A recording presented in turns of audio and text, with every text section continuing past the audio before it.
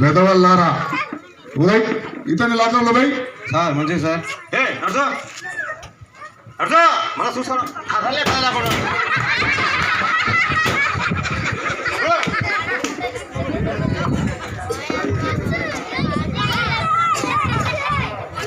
నమస్కారం సార్.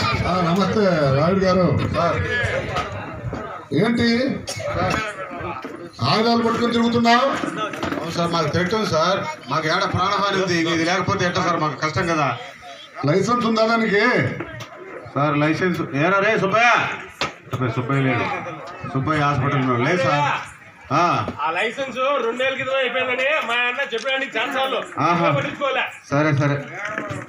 ఏమయ్యా పెద్ద మనిషి, సార్ కనీసము లైసెన్స్ రెన్యువల్ చేయించుకోవాలని కూడా తెలియదా నీకు?